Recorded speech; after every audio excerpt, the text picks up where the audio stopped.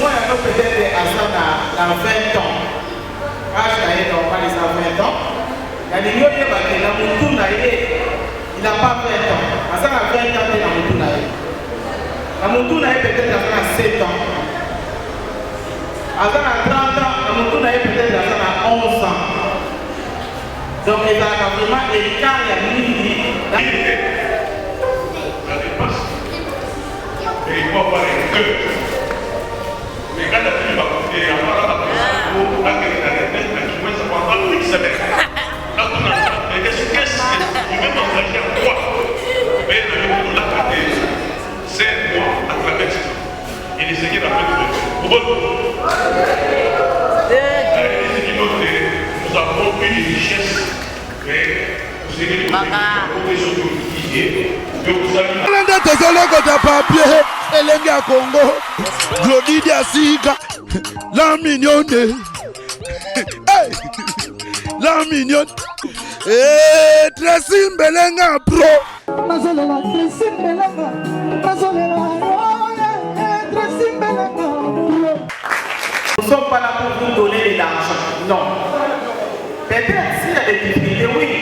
S'il y en a, on peut aider, on peut soutenir, mais ce n'est pas ça notre objectif. Notre objectif, c'est ces enfants-là, les valoriser, leur donner une place dans la société.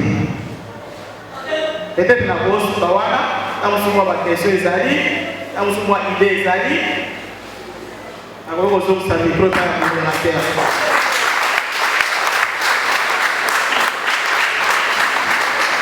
Nous avons fait ça par témoignage. Nous avons posé ma question en fonction haute de ce de Madame Mouté concernant GESCO. C'est là que nous avons invité le directeur Oscar pour un mot. Il y a Zani là-bas, ça fait un bon temps.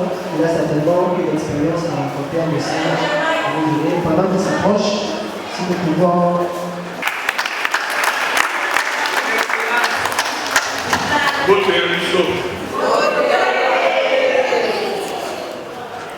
Ce pays a dans l'initiative à Kamaki, dans le sous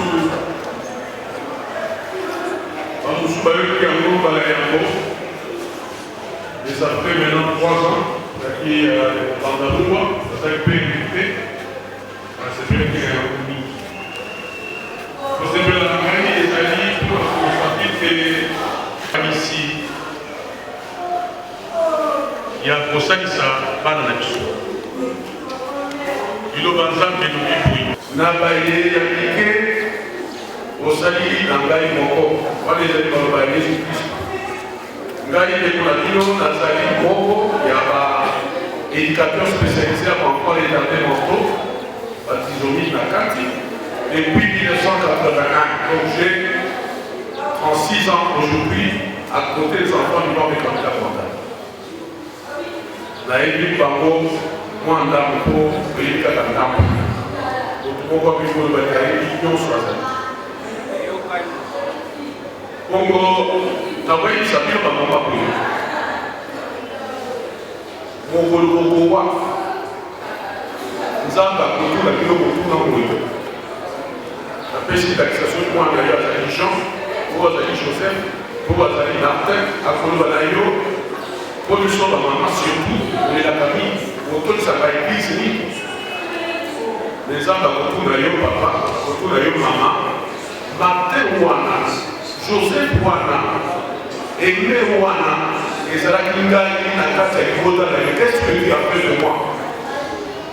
À beaucoup d'ailleurs. Pour y aussi, pour voter, pour voter. Et ça va décider. Dans le bien, je suis enseignant. Nazali, directeur d'un centre depuis 1987. Pour ça, la référence à Bafoula. Salaire, comme on a 150 000 francs pour voter. Mais Nazali n'a pas de 9. Mais Maïzan va saler une gagne. Il pourrait avoir salé le gagne, il n'a pas de gagne, il n'a pas de gagne. N'a pas de gagne. Je peux commencer à vous donner le témoignage de 6 heures à midi. La Kotiawa, la Bignawa, la Kotiawa, pas d'élection et mais les hommes, ça, il y a qu'à mobilité. Ça dépasse. Mais il faut avoir un cœur. Mais quand tu vas compter, il y a pas la personne pour laquelle il a des têtes, mais tu vois, ça va pas une semaine. Là, tu n'as pas de qu'est-ce que tu veux m'engager à quoi? Mais le là, c'est moi à travers ça. Et les Seigneurs a fait tout. Nous avons eu des richesses, mais vous savez que nous avons des choses que vous avez. Nous allons continuer à l'échange. Ce qui pour tous les amis, je voulais simplement. Oui. Bonjour à tous. Bonne Nabino. Nafana Awate, Naoti Motu, Niki Awa accompagné par Marlène Béné. Je voudrais juste dire merci à maman aimée parce que je ne connaissais pas du tout ces enfants atteints de trisomie. Ça fait des Nakolawate, Napokoli, Napoto. Alors, je voudrais juste dire à maman aimée, on t'encourage. Franchement, et nous, comme maman aimée à l'oubli, Toliki Biso, Badiaspora, Bofumola Biso, Mitema Nabino, Toko Kako Sangana ensemble, pour nous accompagner Bana Nabiso, Nyoso Bazana nos besoins. C'est pour ça que Tozoya Awa, parce que, comme a expliqué Bino, Totangi Kuna, Toyebi Pasi Nabiso, Nyakongo, Yango Tolingi Biso Noso, Tosangana, Pona, Bana Oyo, Lobi Bazala, Bazakutu, Avenir, Yamboka Nabiso. C'est pour ça que je vous demande de l'encourager à travers ces projets. Je m'appelle Nadia.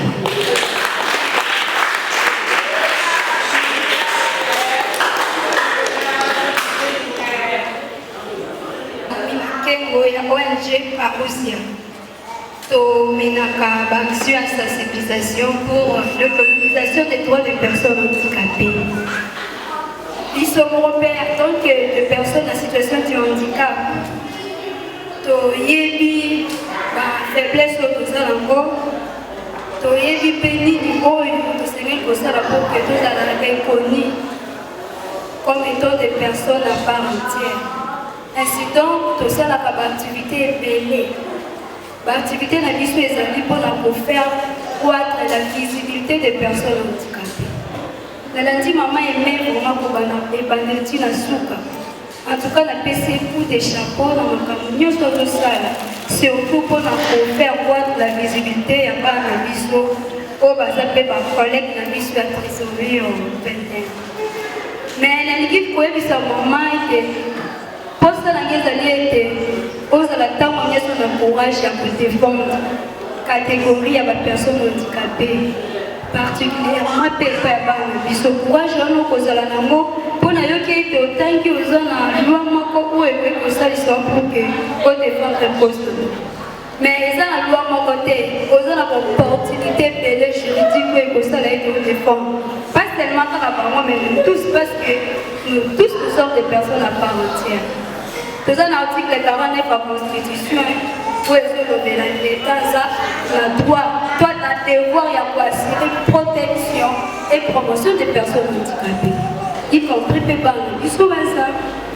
Et les lots que nous avons été l'État a biso ça signé une convention internationale de la personne handicapée.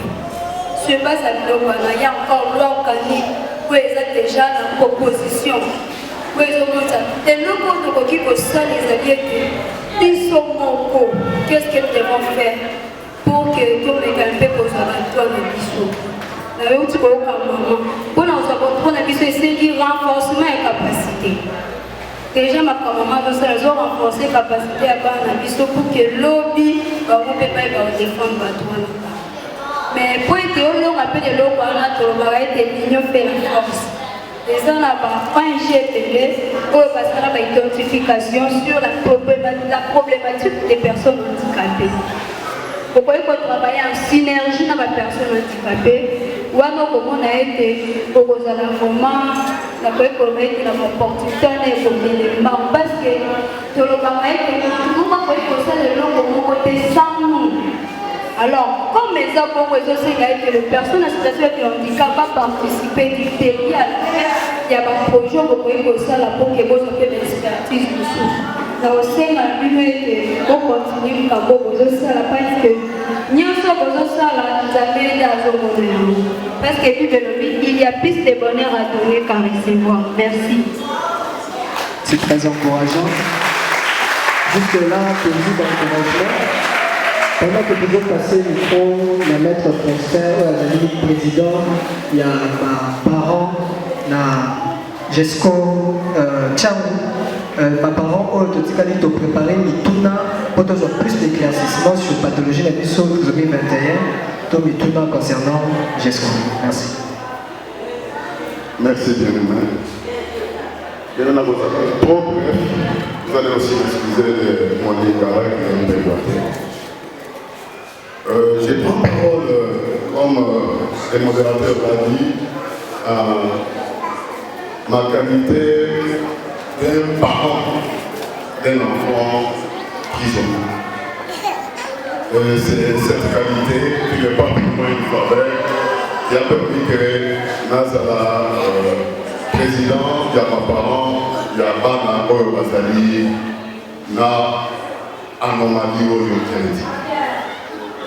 Bien aimé, je souhaiterais en payer 2 minutes adresser mon mot aux parents que nous sommes d'une part. Et de l'autre côté, encourager maman et mère, notre fondatrice, et par des vers d'elle, par Oyomoso, Bazana Motima, et tout à l'heure, pour la trisomie 21. Sauf que je vous avoue pour la 3e fois, parce que c'est notre 3e fois que nous célébrons cette journée mondiale, que ça n'a pas été une heureuse nouvelle. Yako yoka pekoye bake mwana oyo na boti na mwasi na ngai akotanga akoma avocat d'intégrité akokoma pilote te akokoma ministre te. Ça, je vous avoue que c'était pour moi un deuil, comme le disait le directeur. Et ce deuil, moi, je l'ai fait en ayant 3 jours. Moi, si on va faire un peu de magie, et c'est pas la même vie, pour découvrir que mon fils était prisonnier. Et moi, à Kinshasa, mettez-vous à ma place, comme me dit par le médecin, que ton enfant ne sera pas comme tous les enfants. Première question à initier, qui d'entre nous a posé des questions dans tout objectif, qui d'entre nous, Massinangato, Ngaï, Azar, responsable de la situation? Je suis mon tour. J'espère que vous me comprenez. En plus, on avait dit que c'était ma femme, peut-être que je pouvais me séparer.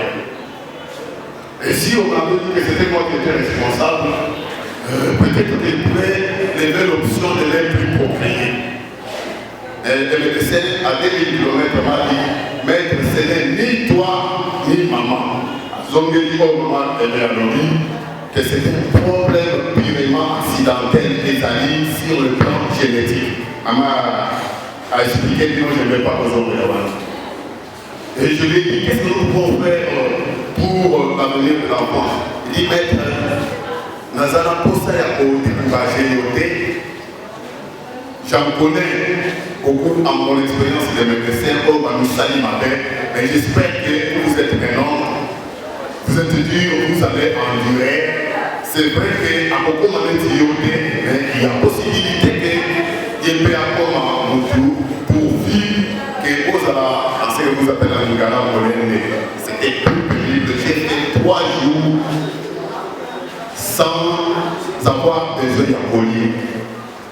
Bref, bien aimé, un fatalisme, parce que je suis un serviteur de Dieu, j'ai commencé à retourner en Zambie, tant qu'au accident, ou à les alaki au salement, et aux alaki waki. Parce que pour moi, ça intervient presque 3 ans après stérilité. Moi, si Nangaï, au sali aventure, il ils n'ont pas dit qu'à gêne qui n'ont été.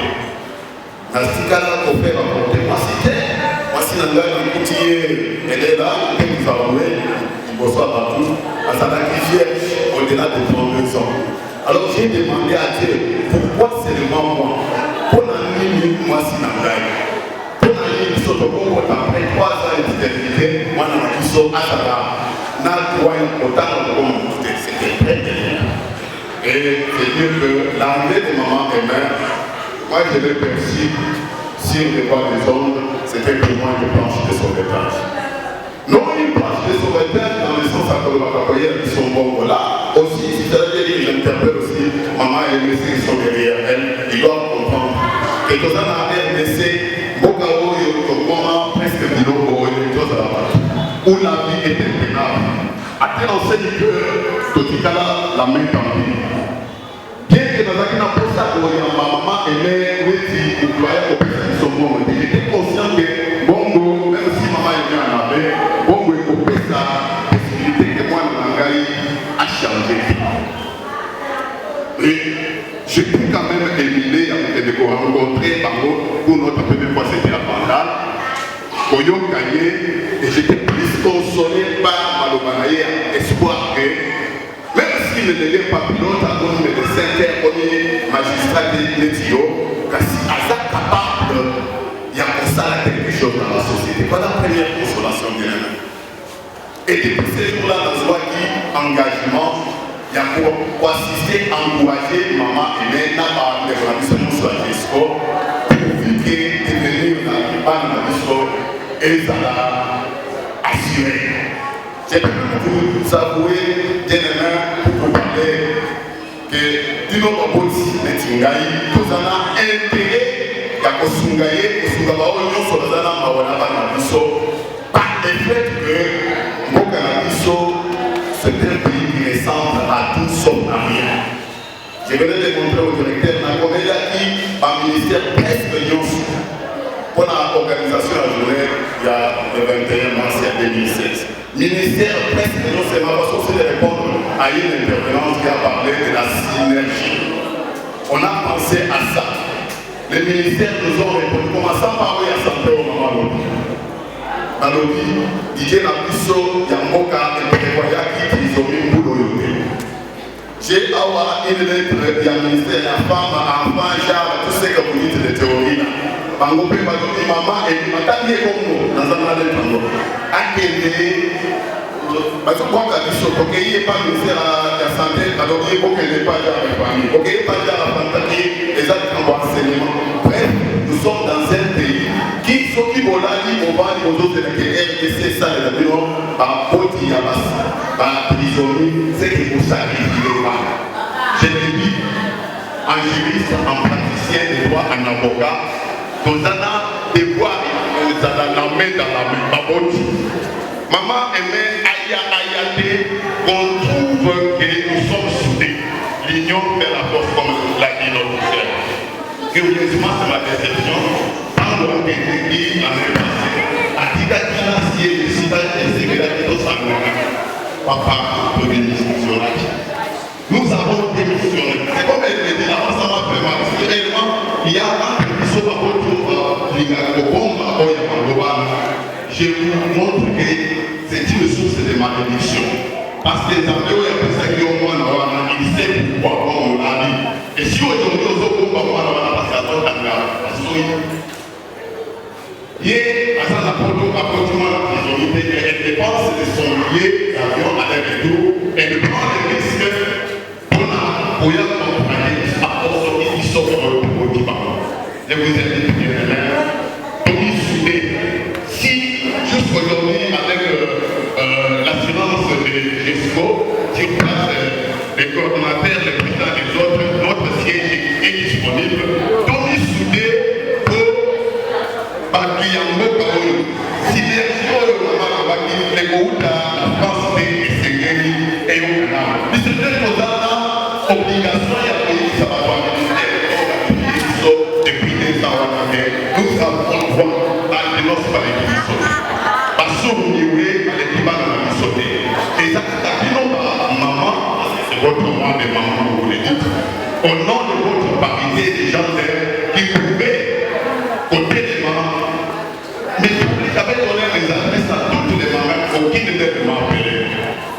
Vous avez droit à Kozak Sanga Poni, président de Rosangana, rien ne s'est fait. Donc c'est la kaka que maman aimait Ayate. Et vous avez la fois passée, Sangani n'a rien tiré. Soit que ça lui arrive une seule fois. À Sangani n'a biso, voyez qu'au Kangaye, personne n'a eu à combattre. Tous à la l'unité. C'est la chose utile pour que Batizoli à RDC, Otozana Bango, espace gouvernement congolais et que ça m'a beaucoup. Ce qui vient de l'unité. Un partenaire encore il y a des discussions de l'Opiana Bilamba, l'Opakolia, et il ne vont pas pour la passe de la ici. Et ceux qui sont ici, gouvernement et un bon et pas dans la mission, droit à l'existence parce que les droits de l'homme les dit, et qu'elles sont désignées, parce que par tout les dit, par albinos, parce que par tout les dit, par sourd, parce que par tout les dit, par avec, ils sont contre la liberté, ceux qui sont le gouvernement et qu'on soit en contre par le message qui nous tenait à vous. C'est comme vous voyez, tout le monde est mobilisé. Et nous avons reçu le témoignage du directeur et de M. Martin, l'avocat. Et alors maintenant, Tolito Zoa, un témoignage, il y a ma parole, 2 ou 3 personnes. Vous allez nous dire tout à l'heure ce que vous avez vécu. Quand est-ce que vous avez constaté pathologie pour remarquer qu'il y a un mot et pas y avoir la Bible. Et tout à l'heure, nous sommes en train déjà de signaler le départ de l'association Espoir d'aujourd'hui qui va déjà nous laisser. Et pendant ce temps, je crois que nous pouvons les encourager d'être venus nous accompagner quand la Miss va disposer avec l'association Espoir d'aujourd'hui. Alors nous allons prendre rapidement 2 ou 3 parents. Vous ferez juste le signe de la main. Le signe de la main tout à l'heure. Et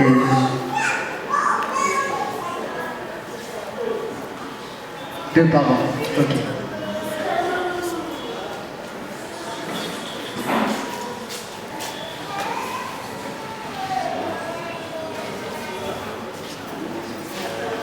Napesi merci pour la parole. Ngai nazali mama ya mwana oyo ya Kristonomie Deni Makolisa.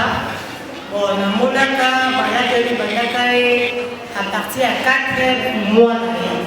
Namona komo lembalema iko eza kokukana neti bomba soi bongo ngati peut-être baloki otoni.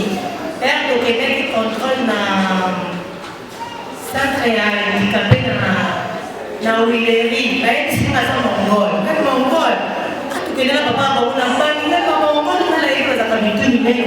Bakisi, bongo mongol boyebe. Ana boya ya kufumana bite, ya akasa mongol tewa teka iso. Tozongi, pega badaka daka bapreye. Jou mususu, tofandika na ndaku boye, namona akufi na lokaka akufi. Oh, natele komise kine, tende fumane. Vous allez nous dire à la papa comment faire la donner la animation. Quand vous collez dini, elles ont 23 heures. Pour dini, là, il faut faire mon boy à prière. Et si vous voulez, on va se rétablir. Par le moment, on a commis la forme, on a la prière, la prière, la prière. Là, on a commis pour se rétablir. Bon, pour faire une paix boy. Dès que maintenant on a grâce à mon temps, on va dire, on va dire, la mingi. Pasteur na biso avant na pasteur ya ngamo na bote na binzani ngai na zosalela yo soki mwana oyo azale mwana mwa iko atuye ngai na kosenfe yo diete dans une semaine soit yake soki aza bénédiction pour le cas nzambe une semaine soki ezeki na ezeki ezali pa kole okepa na bondelaki une semaine ekoki namoni epekabeka nzambe merci oyo nde kopesi ngai. Après pasteur na biso ya dia comment je l'aime. Nous avons dit que ça m'a mis pour le mois haut. Ceux qui casent de l'eau comme avec au niveau ah ça non ça la prière ça m'a dit papa dit azam moi dans ma pesi po na bonde la qui pour rapidement kama wali ko prière ba ko kanga makai ah ça m'a ko ça m'a dit papa nous a donné le et moi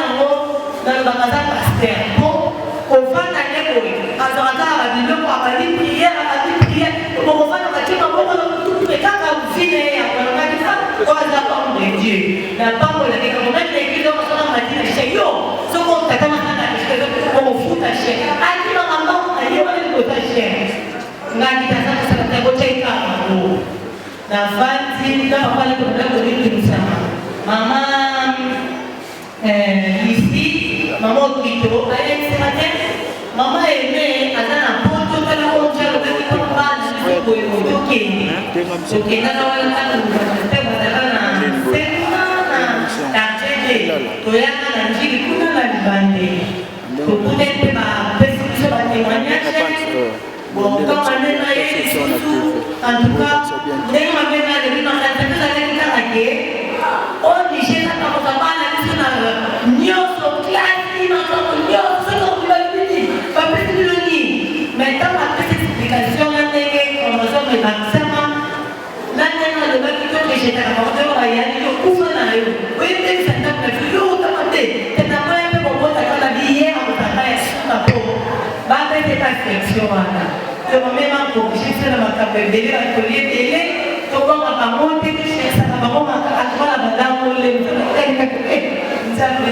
punition na tani ni nzoketa makromosomu kanye kitalaki na pambole mamene na négociation ya zui na pambole kipinyesha kwa sana alama kama sefa bado die donc to yana na mtu ambaye anapenda na kama makali nenda famille na somo ba keshika kabana uko ndio kitatize kitala kwa mbango j'espère pas comment plein de compassion nzama pambole mamene biso kwa pana tokotika kaka te mangena na biso koloka batoliko tya politique tolongola na ndiki keo baela tombongo biso moko na ye aleko tolwaki kota eka mpona voyagaki avec manemo tokokota très peu basako d'adaptation eza te esasaka ayebaka ata koloba kokoma na pamboli jesco mobimba na pamboli ekipe nzambe kama basakio ayebeloi.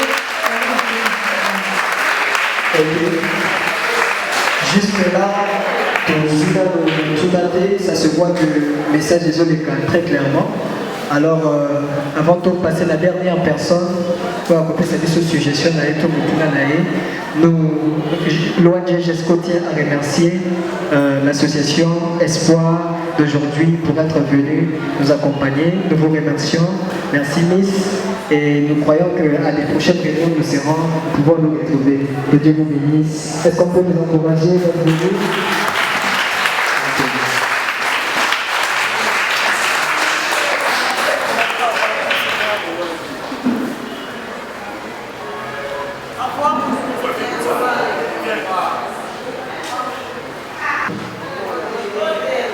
nalingaki nakanisa oyo maître alobi ya kosungana soki nakoki kobakisa mwa moke ezali kaka na nzela ya lisolo te ozali baboti oza na mwa likanisi oyo moni ndenge ezali kosalama esalemi te okoki kosugere na GESCO tala anakanisaka boye ozali na moto moko aza na mwana aza trisomie aza na bamoye ayebi teke eloko oyo ezala okoki kokende kokontakte ye amona baresponsable ya GESCO ntango mosusu na bamoye na ye akoki kosuka ozali na ndeko azali autorité ya mboka oyo ayokelaka akoki koyoka ye kutana na ye lobela ye akutana na baresponsable ya GESCO ntango mosusu na nzela na yo eloko moko ekokosala tala lisuki tokoki kosala ata mbongo eza te me na barapport na barelation toza na yango tokoki kosala ete eloko moko un plus ebakisaka na oyo mama akati yango ndenge ngengisa biso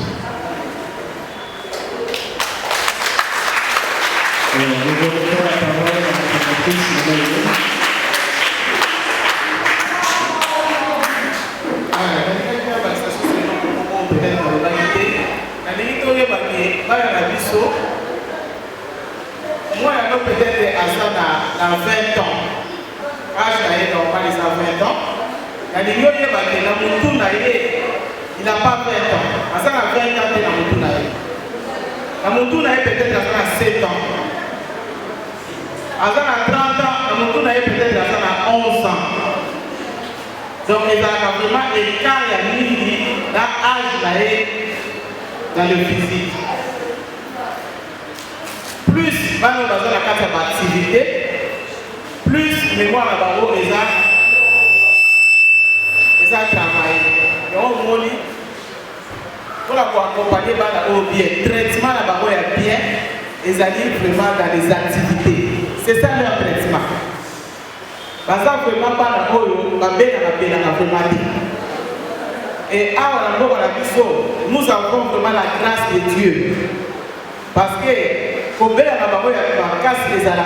la naissance. Parce que avec un problème cardiaque. Dans la conséquence, il y a trisomie 21 parmi les conséquences, parce qu'il y a un problème, il y a malformation cardiaque. Tout enfant porteur de la trisomie 21 a ce problème-là. Alors, dès le bas âge, mon bébé, par contre, ça va avoir une machine, examen vraiment approfondi. Mais dans la barre, ils sont à les cas dans l'étape où on a été, mais par moi, on a en forme, c'est que par rapport à ça, ma maman, toi, il s'attend de merci. Toi, il s'attend de merci.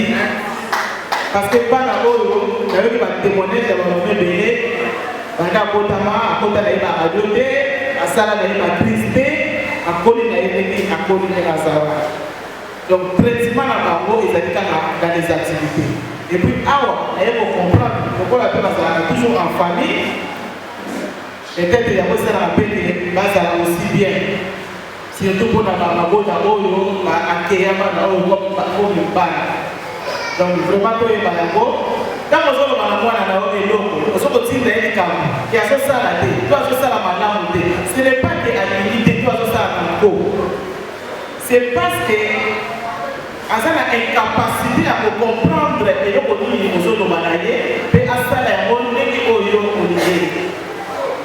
peut-être à la parole, peut-être à assez mais moi la parole, mais à ce par son regard. Par ses gestes, au lieu de répondre, non, vous avez repoussé. Comment vous est-ce que vous comprendre? C'est pour ça que vous voyez pas, et donc vous voyez moi là, aller. Parce que handicap d'abord est invisible. Handicap d'abord est la case. Mais vous voyez que ça dit ça. Quand on va à l'association à Russia, on les autres handicap peut-être physique. Quand on a un handicapé physique, il y a un handicapé physique, avec un handicapé, mais bango, on a bango le handicapé. Quand on fait la journée mondiale des personnes handicapées, on a un bango. Alors que bango, on a personne en situation de handicap. Parce que si on a des personnes handicapées, ça ne suffit pas. Parce que même le mot tient compte la personne en situation de handicap. Donc nous sommes dans les quotas. Quand on fait la journée des droits des enfants, on a abandonné. Si vous avez la société,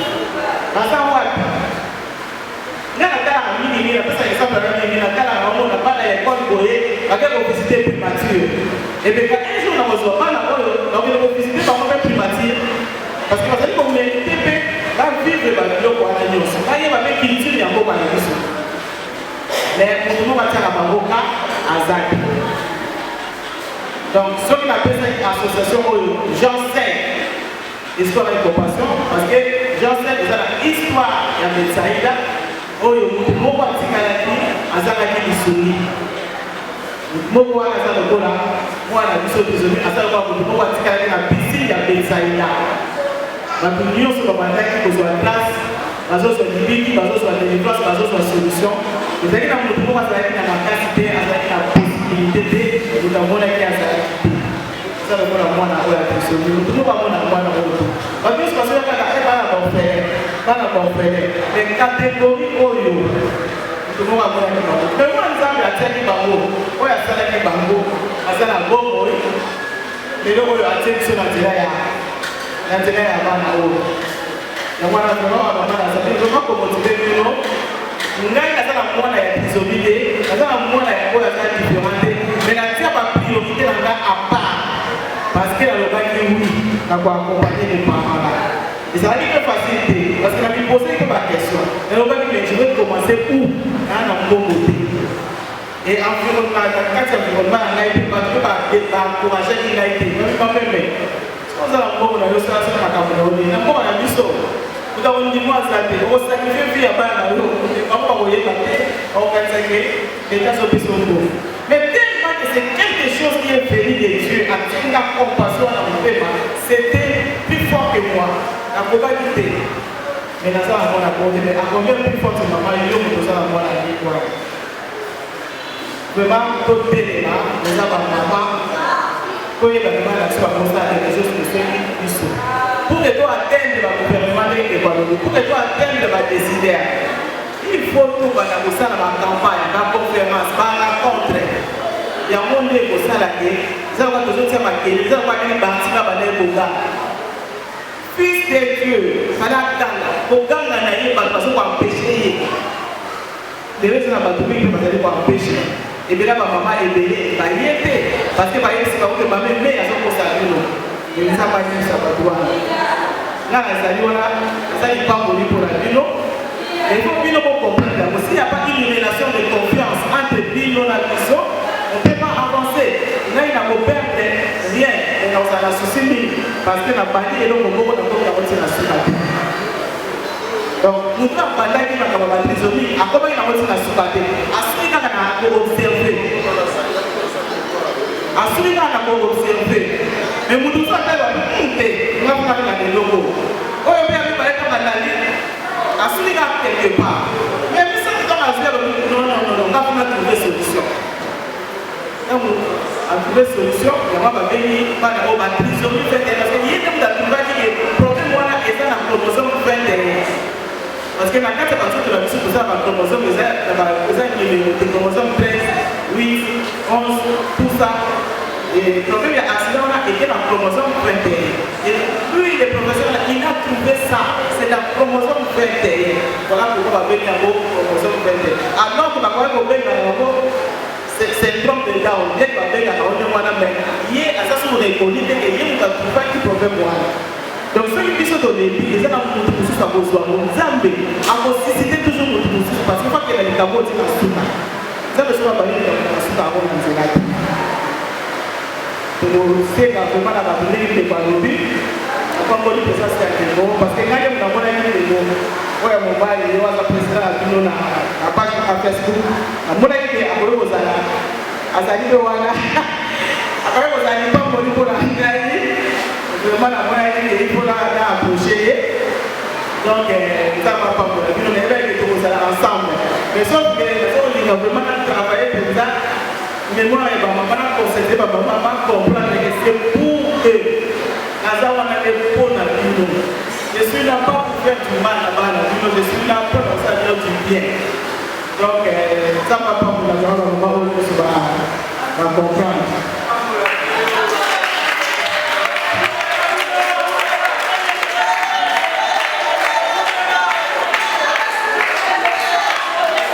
Merci.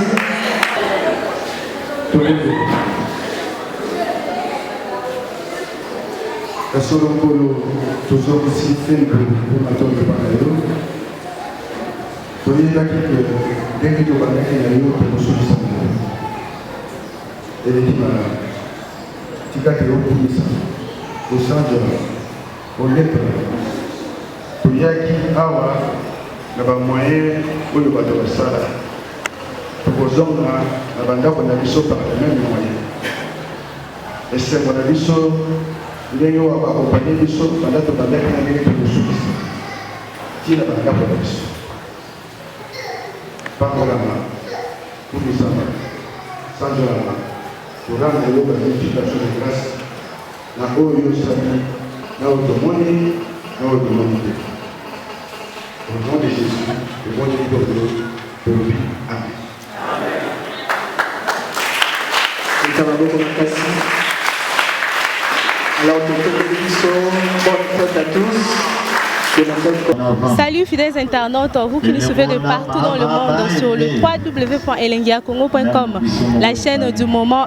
Devant vous c'est Jenny Ngoma et derrière ces belles caméras c'est Jean-Pierre Djembo Issa. Voilà, nous sommes ici avec Maman Pasteur Aimé, fondatrice il y a GESCO. Lelo Ezali journée mondiale il y a trisomie 21. Bonjour maman. Bonjour Yaya. Comment vous allez? Oui, ça va bien par la grâce de Dieu. Ça va bien. Et Elengia Congo, félicitations pour cette belle initiative aujourd'hui. Félicitations vraiment. En tout cas, merci à vous aussi. Maman Aimé, initiative qu'est-ce qui vous a réellement poussé à aider la trisomie 21? Merci pour la question, maman Langa. Et là, poussé Kinga, et là, motivé Kinga. Et c'est parce que je fais déjà la formation pour travailler auprès des personnes en situation de handicap.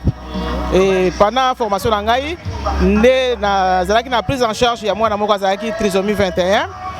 Et il a fallu étudier. Oui, c'est cette relation avec cette personne trisomique est vraiment fort. Quand la histoire est rejeté, dès 8 mois, les parents orchestre qui est dans une pièce.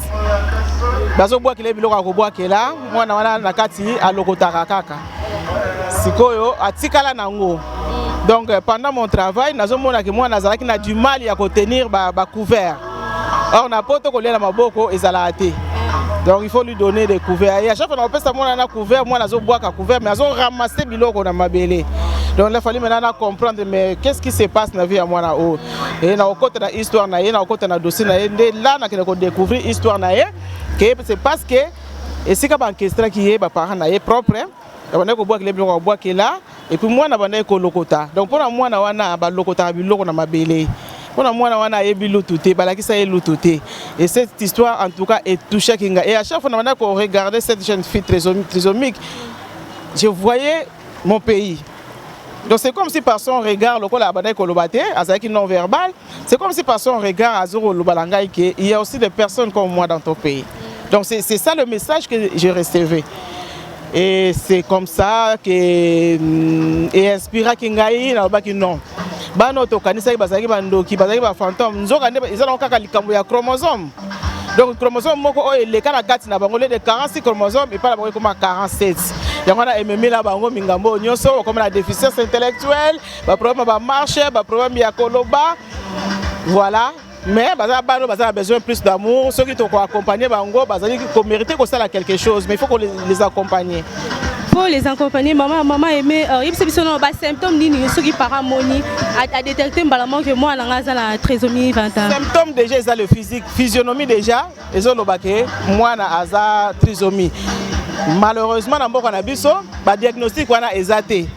Na poto dès le 4e mois de grossesse, ba koyebso que moi na trisomie. Bien sûr, parents vous a découragé, mais il y a une équipe pluridisciplinaire, ba psychologue, ba zaliwana, ba infirmier, ba médecin pour préparer moral ya maman parce que l'enfant est déjà là. Ba oui, c'est un enfant différent, mais c'est un enfant. Il y a des choses au moins à koki ko sala. Mais ce qu'on a en boka na biso, biloko les até ba même bela bota mwana et moi n'est pas au col à un certain moment moi na sala du mal ya kotambola kolobezalité na 2 ans 3 ans et puis mutu pas kolobane que moi na trisomie exact mais ba médecin ils ont du mal ya ko détecter que c'est la trisomie mais en tout cas moi na trisomie dès sa naissance okoyeba que moi na trisomie mais maintenant quoi na mboka na biso ba yeba raté c'est seulement ce que moi na koli ba mo ndé ba parents ndé ah moi na mai ah ba bateke moi na trisomie si quand le message comme les cas ba ba moi na sa moi na mai so yoki ba témoignage ba parents ebele ba koyebisa moka lobi na maman na ngai moka lobi na ngai sabotaka mwana ngo po akufa oyo asa mwana mai lelo mwana na akomi grande fille mais malheureusement atanga ba difficulté dino kuta nango ça fait de combien de temps aux sunga déjà bana wana combien de temps ça fait 3 ans yango nazo ko accompagner ba parents oyo na bana bango mais la difficulté est énorme parce que c'est quelque chose qui n'est pas connu dans le biso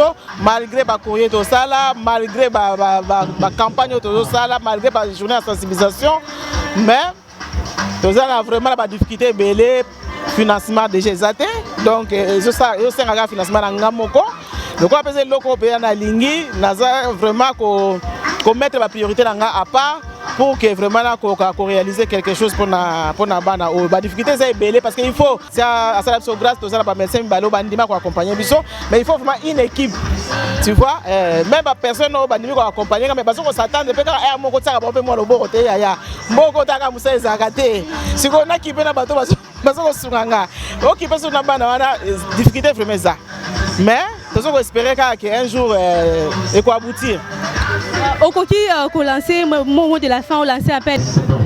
En tout cas mot de la fin na ngai ezali vraiment pona moto nyonso akozwa occasion ya kolanda biso na nzela ya elenge ya Congo vraiment voilà tosunga bana biso il y a pas seulement des enfants orphelins il y a pas seulement les enfants de la rue numéro na ngai eza 07 53 56 48 53 na niveau ya Kinshasa responsable numéro na ezali 049 22 325. Vraiment, tous on a besoin de soutien à Bino. Peut-être la famille n'a pas trisomie, n'a trisomie. Mais qui sait, cela n'arrive pas qu'aux autres. Peut-être la famille un jour paye à Bima. Voilà, fidèles internautes, pour interview à Maman Aimée. Maman Aimée est fondatrice de GESCO. GESCO est ce qui parle de la trisomie 21. Voilà, elle a lancé un appel de financement pour aider vraiment. Elle a donné aussi son numéro. Bobengaye, Bata Poto, Bata Congo, Bata partout dans le monde. Congo, Glodidia Sika, la mignonne, la mignonne, et Tracy Mbelenga Pro.